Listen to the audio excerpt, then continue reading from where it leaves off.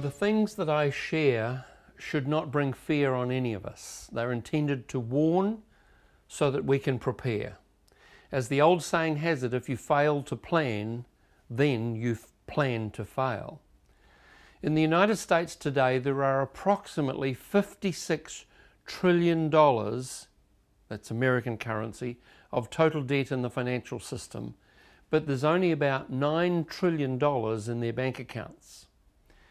Overall, on the planet, there's about $190 trillion of total debt, but global gross domestic product is only about $70 trillion.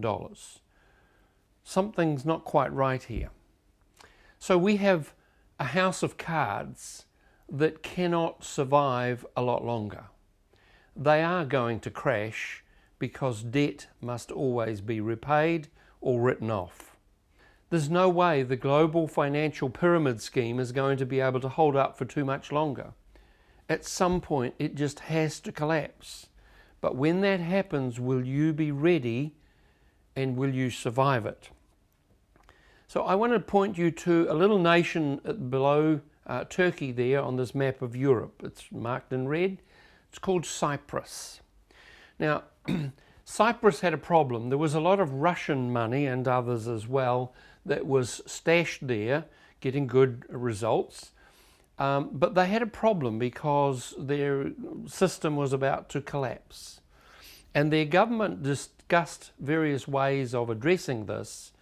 They closed all the banks one week, and they decided finally that they passed a law through their parliament that said that we will take a share of everybody's bank accounts over a certain balance, and then we will use that to pay off the debts. So it was basically legalized theft of the people.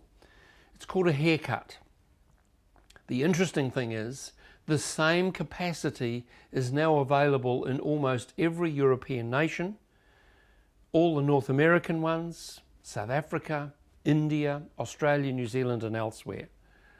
So if a bank fails under this, what they call an open bank resolution, all depositors will have their savings reduced overnight to fund the bank's bailout.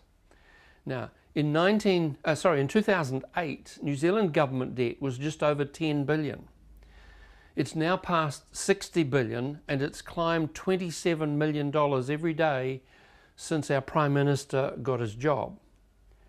It already equates to 28% of our economic output, and it's more than $13,000 for every person in New Zealand.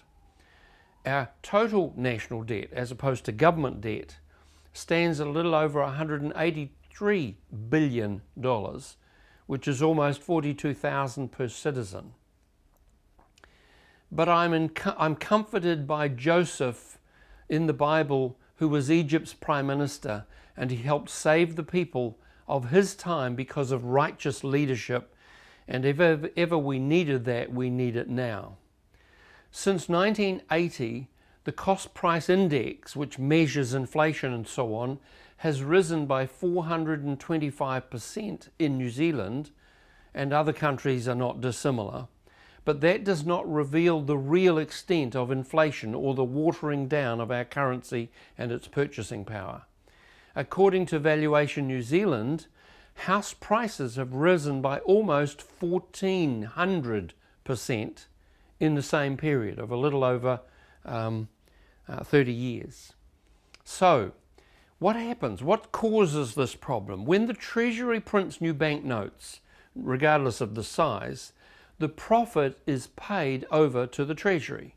And the profit is the difference between the cost of printing the physical note and the face value of the note. And it's a little over $100 per taxpayer per year, and it's money that does not have to be collected as taxation. However, cash makes up a very smaller and declining proportion of the money supply. You may not know this, but when banks create money, they and not the government receive the profits. Profits in this case being the interest that can be charged on that money from then on until that debt is repaid. So consequently, by allowing private banks to issue the nation's digital money supply, The government is losing billions every decade. In the last 20 years, on the dates shown, the New Zealand government missed out on 125 billion in currency, in money, which they had to collect as taxation. Now, for a nation of a bit over 4 million people, that's a lot of money. And the conclusion is that significant growth or economic development is almost impossible as long as commercial private banks have a monopoly on the supply of money to the economy. So how much benefit do banks get from creating this money?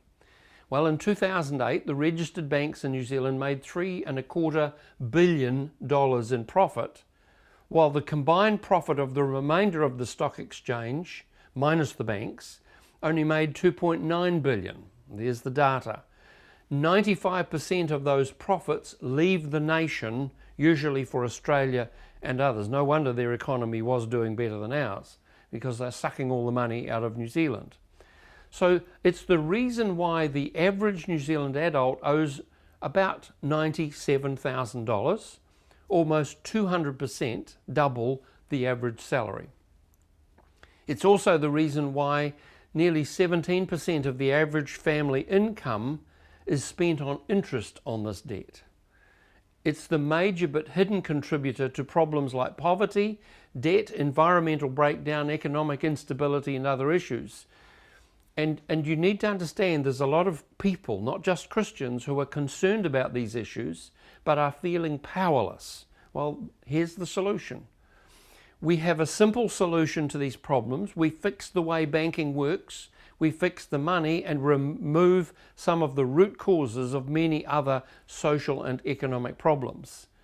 You need to see how big this debt is. We haven't even got into local government debt, city and district councils.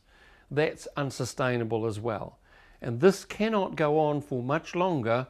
We're going to have to make sure the government issues the credit, not the private banking monopolies. Now, there are three essential things that we all need: food and water, shelter such as housing, and social contacts. That's the absolute minimum. You need to pray and ask God for a plan to get yourself out of debt and your family if you're in debt. Pay off all your credit cards.